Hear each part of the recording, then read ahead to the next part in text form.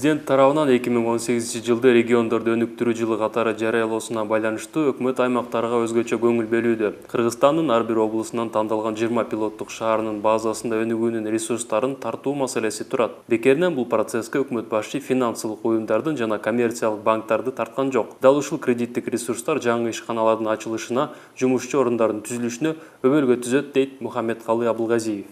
Өзүңүздөр билесиздер, биздин калктын 70% айыл жеринде жашайт. Банктар тарабынан берилген кредиттердин региондорго бөлүнүшү боюнча көпчүлүгү 84% Бишкек шаарында кредиттердин. Белгилей кетчү нерсе, бир жума мурун Улуттук банк эсептик чен өлчөмүн 4,75%га чейин төмөндөттү. Муну менен коммерциялык банктардын финансылык мүмкүнчүлүктөрү өсүп, кредиттер пайыздары төмөндөйт деген ойдо болуп атабыз. Аны да өзүңүздөр эсептеп чыгып, анан чараларды колдоносуздар деген ойдобуз. Банктар тарабынан жүргүзүлүп жаткан кредит берүү саясаты аймактарга да багытталышы кажет. Аны менен катар премьер-министр финансылык көрсөткүчтөр жалпы банк секторунун өнүгүп жаткандыгын белгилеп кетти. Ал берилген кредиттердин пайыздык үстөктөрүнүн төмөндөшү насыялоо көлөмүнүн жогорулашынан байкасак болот, дейт өкмөт башчы. Себеби натаандаштык бар. Бизде эң либералдуу финансылык жана акча каражаты боюнча саясатыбыз бизде мына салыштырып атабыз. Жакынкы өзүбүздүн кошуналар менен салыштырып атабыз. Башка жактагы региондорго, Европадагы, Азиядагы өнүгүп жаткан мамлекеттер менен салыштырып жатабыз. Биз ошого аракет кылып, сиздер иштеп жаткан сектор бул либералдуу сектор деп эсептейбиз. Демек, коммерциялык банктарды 20 өнүгүү борборунун алкагындагы долбоорлорго активдүү катышууга толук шарттар бар. Өкмөт башчы банктарга аймактардагы филиалдардын санын жана фермерлер үчүн жеңилдетилген насыя көлөмдөрүн жогорулатууну, ошондой эле колдонулган финансылык инструменттердин тизмесин өркүндөтүү жана кеңейтүү үстүндө үзгүлтүксүз иш алып барууну сунуштады. Өз кезегинде өкмөт тарабынан банктарга аймактардагы баш кеңсесин ачууда салык жеңилдиктерин берүү аркылуу өбөлгө чараларын карала тургандыгын кошумчалады. Я разговаривал уже, провел беседу с ребятами, которые возглавляют эти микрокредитные компании. В принципе, мы готовы оказать им содействие в подготовке бизнес-плана, подготовке всех документов. И есть даже по словам и губернатора, и по утверждениям руководителей этих микрокредитных компаний, дополнительно привлечь акционеров из числа местных бизнесменов. Аймактарды өнүктүрүү жылына карата президенттин жарлыгында негизги кластерлер белгиленген. Ал аймактарда ирригацияны өнүктүрүү, айылдарды таза суу менен камсыз кылуу, транспорттук кызматтарды жакшыртуу, жергиликтүү маанидеги жолдорду оңдоо, медицина жана туризм өнүктүрүү сыяктуу бир катар маселелер белгиленген. Ошол эле учурда финансылык институттардын өкүлдөрү белгиленген кластерлердин катарына адам ресурстарын кошуу сыяктуу өз сунуштарын беришти. По моему мнению, самым большим потенциалом к развитию является кластер человеческих ресурсов. То есть сейчас мир развивается, у нас не секрет, соседние страны имеют прекрасное оборудование, но лечиться едут в Кыргызстан, потому что у нас прекрасные врачи, прекрасные специалисты. То же самое по, допустим, программистам. Да? У нас большой сектор, да, который прекрасные программисты и там размещают заказы по всему миру. И самый большой, по моему мнению, потенциал для развития имеется в кластере человеческого ресурса, то есть создать предпосылки к тому, чтобы развивать именно человеческий потенциал. Өз кезегинде коммерциялык банктардын өкүлдөрү көптөгөн мамлекеттик программаларга катышууга, аймактардагы ишкерлерди колдоого алууга жана мамлекетти өнүктүрүүдөгү негизги артыкчылыктардын бири саналган адамдык мүмкүнчүлүктөрдү өнүктүрүүгө даярдыгын билдиришти. Укук коргоо органдары аялдарга жана балдарга карата зомбулук көрсөтүүгө байланыштуу кылмыш иштерин биринчи кезекте кароосу тийиш. Премьер-министр никеге туруу үчүн аялдардын эркине каршы ала качуу маселеси боюнча кеңешме өткөрдү. Өкмөт башчы Ички иштер министрлигине кол алдындагылардын аракеттерин көзөмөлдөбөгөн, ички иштер органдарынын кызматтык адамдарына карата атайы кадрдык чечимдерди көрүүнү тапшырды. Мухаммедкалы Абылгазиев акыркы окуяда орган кызматкерлеринин шалакылыгы жалпы мамлекеттин аброюна көлөкө түшүрүүдө деп билдирди.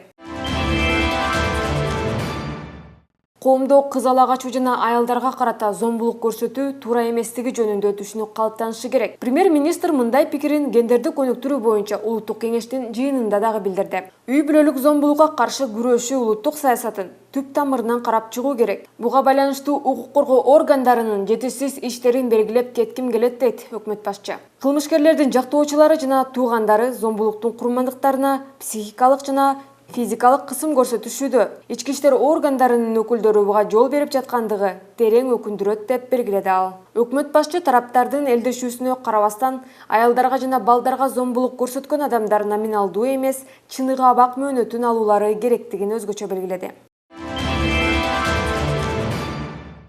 Өкмөт башчы укук коргоо органдарынын өлкөнүн ири инвесторлору менен өзара аракеттенүү маселесин талкуулады. Кыргызстанда ири инвесторлорду тартуу үчүн бардык шарттар түзүлүшү керек деп белгилейт Мухаммедкалый Абылгазиев. Ошондой эле укук коргоо органдары экономикалык жана коррупциялык кылмыштарга каршы күрөшүү көрсөткүчтөрүн кубалап, ишкер чөйрөсүн өнүктүрүүгө тоскоолдук келтирбеши зарылдыгын кошумчалады. Премьер-министр макмал кенинин иштөө мөөнөтүн узартуунун маанилүүлүгүн белгиледи. Өкмөт башчы ата мекендик экономиканын түзүмүндөгү тоо кен өндүрүү тармагынын стратегиялык мүнөзүн белгилеп, анын натыйжалуулугун жана артыкчылыгын жогорулатуу боюнча чараларды иштеп чыгуунун маанилүүлүгүн айта кетти. Кыргызалтын башкармалыгынын төрагасы Алмаз Алимбеков маалымдагандай, премьер-министрдин тапшырмасына ылайык уюмду өнүктүрүү стратегиясы иштелип чыккан. Анын негизги милдети чыгашалуу өндүрүштүк филиалдарды биргелешкен ишканаларга өзгөртүп жана жаңы кендерин, ошондой эле инвестицияларды тартуу болуп саналат. Премьер-министр ипотекалык насыялоонун жылдык үстөгүн 6%га чейин кыскартуу маселесин карап чыгуу зарылдыгын билдирди. Жеткиликтүү турак жай 2015-2020 программасынын алкагында турак жай менен 3,43 миллиард сомдон ашуун суммага 3118 үй бүлө камсыздалды. Кыймылсыз мүлк сатып алууга насыя берүү менен катар компания тарабынан Нарын жана Бишкек шаарларында көп кабаттуу үйлөрдүн курулушу жүргүзүлүүдө. Курулуш аяктаган соң батирлерди андан кийинки сатып алуу менен 15 жылга чейинки мөөнөткө узак мөөнөттүү ижарага берүү каралууда, деди мамлекеттик ипотекалык компаниясынын төрагасы Бактыбек Шамкеев. Ошондой эле кеңешмеде мамлекеттик камсыздандыруу уюмунун ишмердиги талкууланды. Башкармалыгынын төрагасы Жумагүл Эгамбердиева учурда дээрлик 86 000 үй камсыздандырылганын маалымдады. Турак жайларды жаратылыш кырсыктарынан жана өрттөн камсыздандырууда калктын 80%-ында камсыздандырууга зарыл болгон документтердин жоктугу негизги көйгөй болуп саналат, деди ал. Жана 2 жылдын ичинде калкка жалпы суммасы 17 653,8 миң сом камсыздандыруу төлөмдөрүн жүргүзгөнүн кошумчалады. Өкмөт башчы тиешелүү мамлекеттик органдарга жана аймактардагы ыйгарым укуктуу өкүлдөрүнө турак жайларды өзгөчө кырдаалдардан милдеттүү түрдө камсыздандыруу иштерин күчөтүүнү тапшырды. Премьер-министр Нарын облусуна жумушчу сапары менен барды. Анын алкагында ал Кочкор районунун Аракөл айылындагы орто мектептин жаңы имаратынын курулушуна капсула салуу аземине катышты. Өткөн жылы имаратта окуу процессин улантуу окуучулардын жана мугалимдердин өмүрүнө, ден соолугуна кооптулук жарата тургандыгы тууралуу чечим чыгарылган. Өкмөт башчы аталган окуу жайын куруу үчүн 10 миллион сом бөлүүнү тапшырды. Ошондой эле Мухаммедкалый Абылгазиев Кочкор айылындагы сүт заводунун иши менен таанышты. Бизде сүт, эт, картошка мынакей дөңашка 30 гектар айдады азыр. Андан кийин чипсы эмете турган завод курабыз деп атышат. Анан Өзбекстан менен Түркмөнстан ошол картошканы да алабыз деп атышат. Бирок биз эсептеп чыгып атабыз. Бизге сүт тойдубуз бар, абабыз таза. Азыр эми биз сууну алып келип берсек, жалаң айылдарга суу, эжелерибиздин кухнясына суу, туалет, ванна кыла турган шартты алып келип берели деп атабыз. 100 миллион долларга кечөө кол койду. Ошондой эле Мухаммедкалый Абылгазиев Кочкор айылындагы сүт заводунун иши менен таанышты. Завод 50 адамды жумушчу орун менен камсыз кылат. Жакысын суткасына 4,5 тоннага чейин сүттү кайра иштетет. Ал эми продукцияны жергиликтүү фермерлерден сатып алып турат. Өндүрүлгөн продукция өлкөнүн ички рыногунда сатылат. Учурда заманбап талаптарга жооп берген жаңы сүт заводунун курулушу жүрүүдө. Лизингдик программанын негизинде жабдуу алууга жеңилдетилген кредит алынган. Казан менен баштаганбыз. 8 казанга сүт алып бышырып, быштак чыгарып, базарларга сатып, ошентип өнүп келе жаттык да акырындык менен. 2010 жылы сарай сатып алып Актала деген айылдан ушунан андан ары 8 километр ары ошол жактан сүт цех салып аякта 3 жыл аякта иштедик да.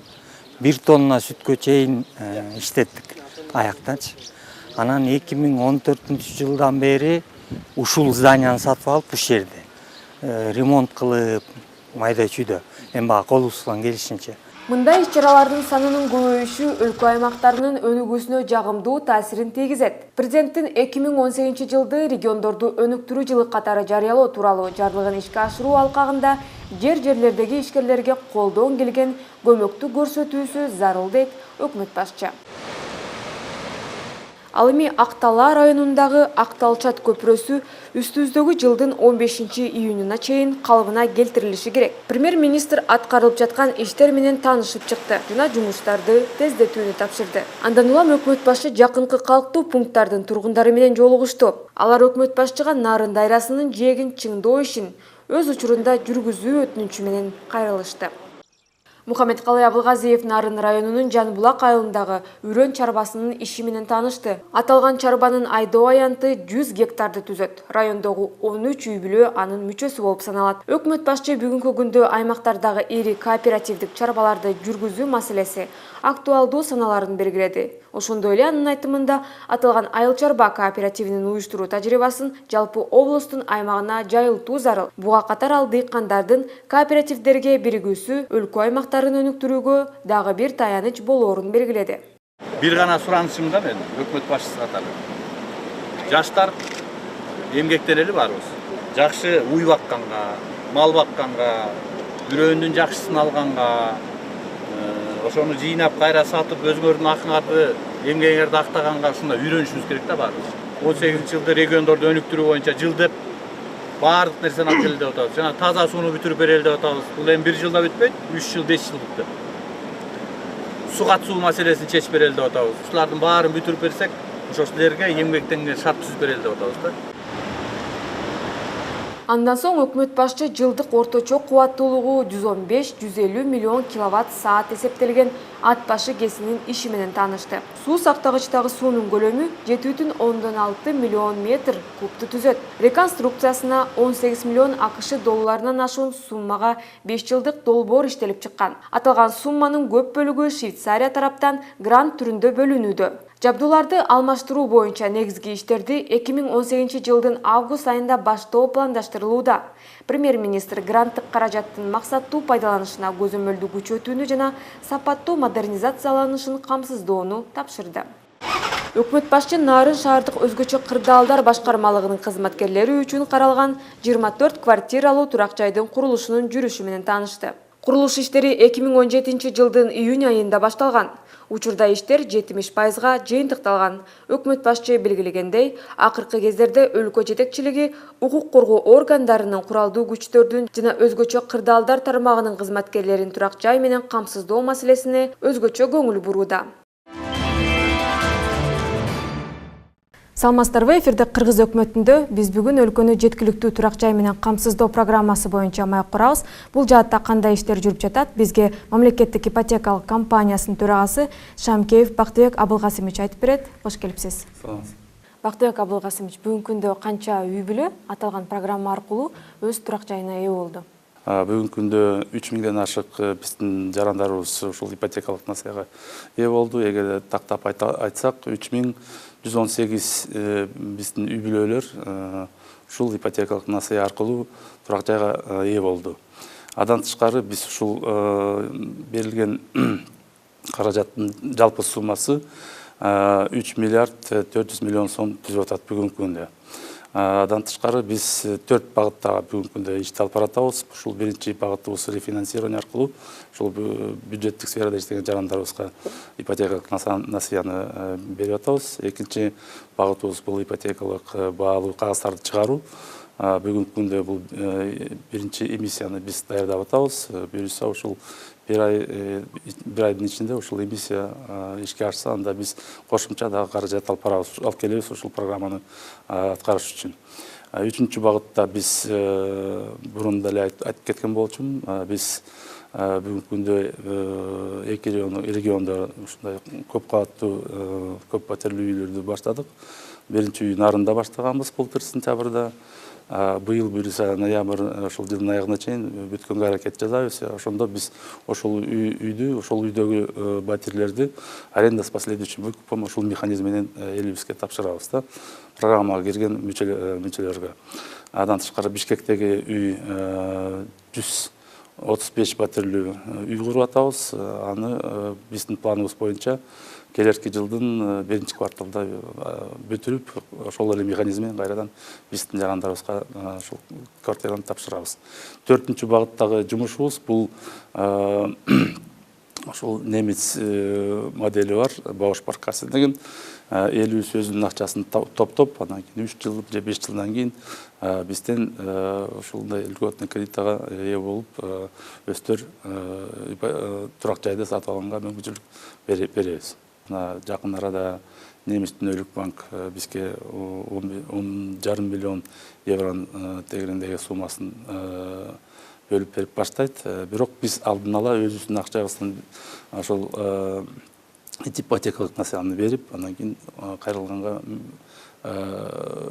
мүмкүнчүлүк бизге ачып берип атат.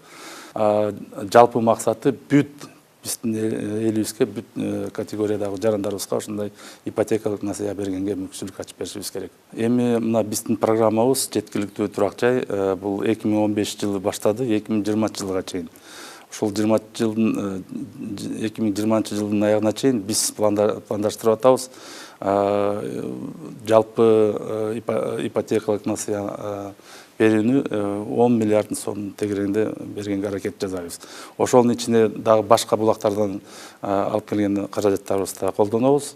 Мына мен айтып кетпедим беле, теги донорский организацияларга, донор мекемелерге кайрылып өзүбүздүн сунуштарыбызды берип атабыз. Андан тышкары өкмөт аркылуу бюджеттик сууданы бизге бөлүп берип атат. Биз ошол сууданы биздин жарандарыбызга ошол ипотекалык насыяны алыш үчүн жол ачып берип атабыз. Ал эми пайыздык ставкасы тууралуу айтсак, өткөн жылы мамлекеттик ипотека 10%дан 8%га түштү эле. Мындан дагы төмөндөтүү аракеттери болобу? Азыркы убакта силер билгендей биз 8%тен 10%ге чейин берип атабыз. Бул алгачкы салымга карата. Бирок ошондо деле бул үстөк пайыз элге көпчүлүк элге азыр кандай десем оорчулук болуп атат да. Ошон үчүн биздин өкмөтүбүз аракет жасап атат. Президентибиз деле 6%ге чейин түшүрүш керек деп максат койду. Ошого биз буюрса 2020 жылга чейин ушундай процент менен келебиз деп оюбуз бар. Ал эми программа аркылуу мамлекеттик ипотеканы кандай шарттарда берип жатабыз? Канча коммерциялык банктар тартылган? Кандай механизмдер менен берилүүдө? Эң көбүнчө портфель ошол 2 мамлекеттик банк аркылуу биз топтогонбуз. Азыркы күндө 13 өнөктөш банк менен иштеп аткандан кийин ар бир райондорго чейин, ар бир айыл өкмөткө чейин биз жеттик да. Ушул ипотекалык насыяны бергенге. Азыркы убакта биз 2 механизмди колдоп атабыз.